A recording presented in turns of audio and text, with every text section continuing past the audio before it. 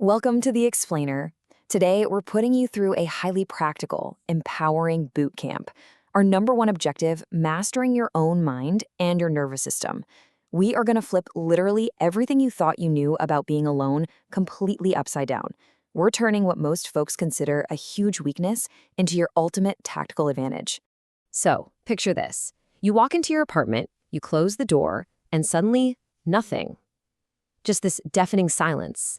And almost instantly, you feel this sudden, very real ache right in your chest. It's like a wave of digital separation anxiety, right?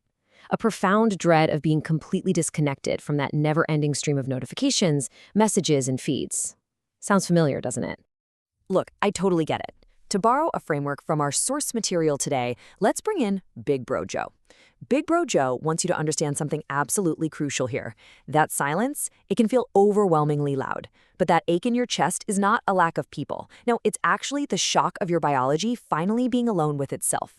It's literally your nervous system realizing, oh wow, I'm suddenly sitting in the driver's seat and there are no distractions. Okay, let's dive right into this manual. Here's our step-by-step tactical briefing. First, diagnosing the loneliness signal. Second, surviving digital withdrawal. Third, tactical deployment of solitude. Fourth, mastering somatic self-regulation. And finally, number 5, becoming a sovereign operator. Let's kick things off with phase 1, diagnosing the loneliness signal. Before we can actually fix anything, we have to completely redefine the very concept of loneliness. You see, there's a strong consensus among the experts in our source material that loneliness isn't actually a problem you solve by just cramming more people into your life. Instead, it's a signal of unmanaged internal states. Think of it like a check engine light on your car's dashboard. Seeing that light doesn't mean you need to go buy a whole new car, right? It just means some system under the hood needs a little bit of attention and regulation. Moving right along to phase 2, surviving the digital withdrawal. So stepping into this phase, we've got to address the elephant in the room. Putting down your phone isn't just some mental shift. It's actually, literally, a biological shock. You know that urge to be constantly connected?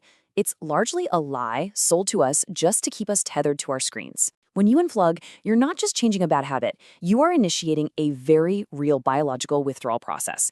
You are feeling the physical withdrawal of external validation. Your brain is practically screaming for those dopamine hits it usually gets from likes, texts, emails, the whole shebang. Getting through this phase means you have to recognize that this discomfort, it's just your body detoxing. So how do we actually get through it? Well, it all comes down to the 10-minute mastery rule. Listen, if you can sit with your own discomfort for exactly 10 minutes without reaching for your phone, you have mastered the absolute hardest part of this entire boot camp. It's not that you're chronically lonely, you just aren't used to the sound of your own voice yet. Those 10 minutes, that is where the real rewiring happens. Which brings us to phase 3, tactical deployment of solitude. Once you make it through that initial withdrawal, we have to shift your mindset. We're moving away from being this passive victim of isolation to actively deploying solitude as a really powerful tool. See, when we're alone, our default setting is almost always to seek comfort, to just distract ourselves until the feeling goes away. But to master solitude, you've got to pivot to seeking utility. You need to treat your time alone as a high-utility tactical deployment. It is not a punishment, guys. It's a training ground. To actually do this, our sources introduce something called the outsider protocol. To survive the silence, you literally have to give your brain a physical purpose. I want you to imagine yourself as a deep-sea diver inhabiting your internal HQ. A diver deep underwater doesn't panic, right? They rely on their equipment and they execute tactile, rhythmic missions. So when you're alone, give yourself a rhythmic physical task. Maybe it's cooking, sketching, organizing your desk. Just something tactile to anchor your brain and give it a clear purpose, totally outside of the digital world. All right, on to phase 4, mastering somatic self-regulation. So how do we physically anchor ourselves when that digital withdrawal really hits hard? We use somatic cues as direct replacements for doom scrolling. Actually, let's do this. I want you to check in with your physical body right now. Focus entirely on the physical sensation of your breath. Tune into your immediate physical sensations. Maybe it's your feet on the floor or the temperature of the air in the room. And here's the absolute most important part. When you're making choices about your time, ask your body, hey, does this path feel expansive or does it feel restrictive?